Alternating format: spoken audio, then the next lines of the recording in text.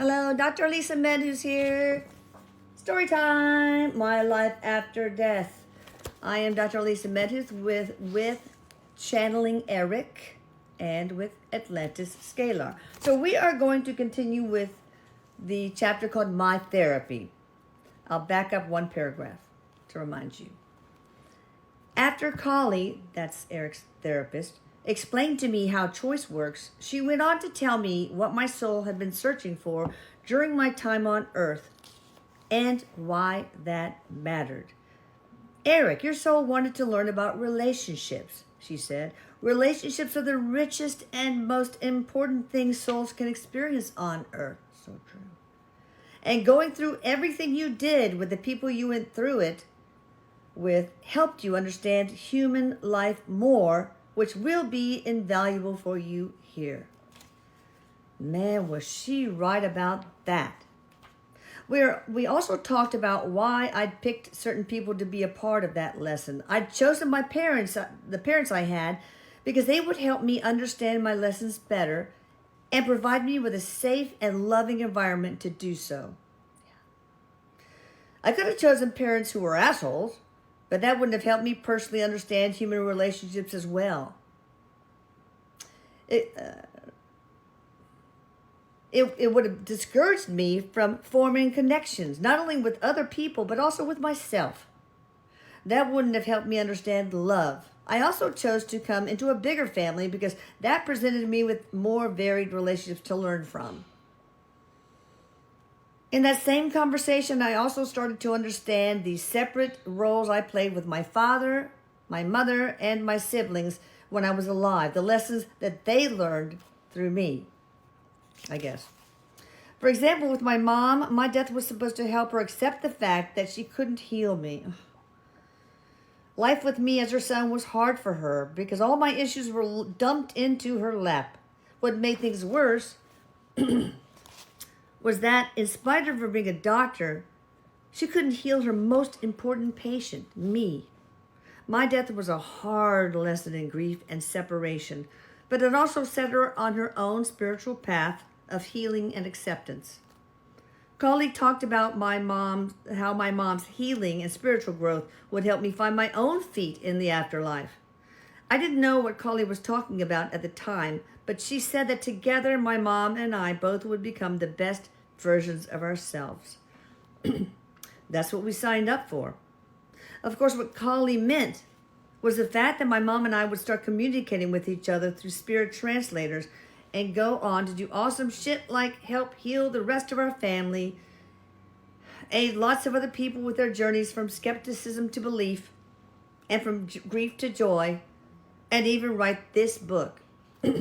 Kali also showed me how my bipolar disease helped me learn about relationships. The stigma of having a mental illness had made it hard for me to have relationships with other people. It scared them. They couldn't understand me.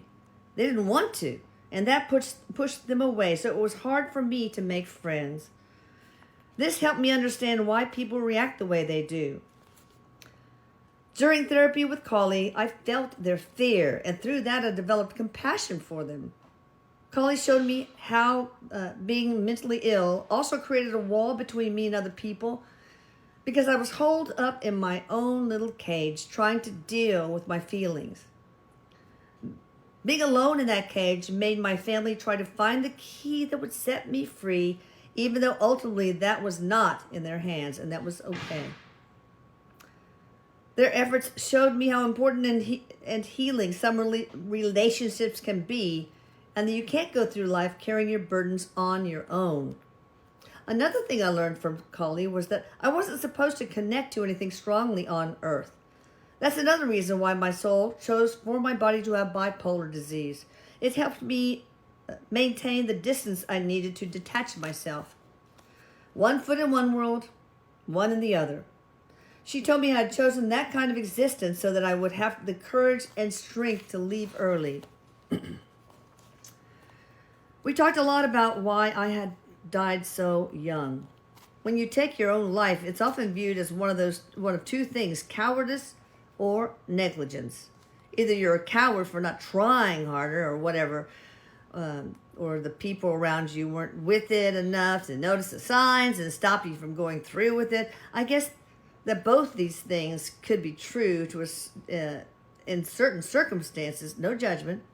That's not what I'm here for. But for me, it wasn't about that stuff. It's not like it was my destiny to take my own life or anything like that. But the way I took my exit did have a lot of impact on many levels for a lot of people. And not all bad, really. So in a way, it was the right choice for me. When someone kills themselves, it's looked at as particularly sad, and that attracts a lot of attention and makes people ask a lot of questions.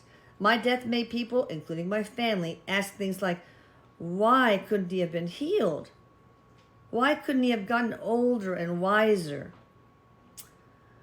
The answer to that is simple. I didn't need to be wise. I needed to get out. My brain wasn't working the way I needed it to in order to participate fully in an earthly life. I'm now living a much fuller life than I ever could have when I was in my body.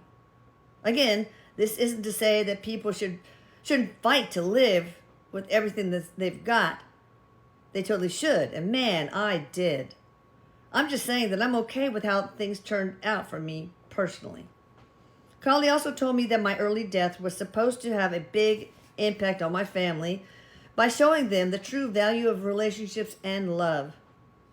It taught them that they can't assume that if people they love are young, that they'll have a lifetime together.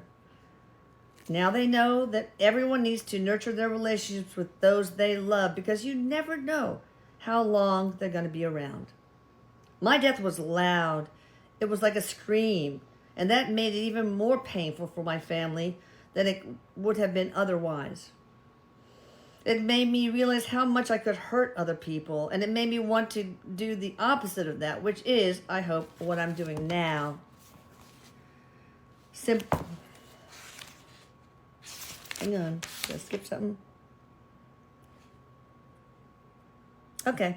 One of the most interesting answers to the why of all the pain and suffering I experienced in my life as Eric, I didn't figure out until much later, but Carly planted the seed of it during our first therapy session. Eventually I figured it out, that I was supposed to be a guide and help humans.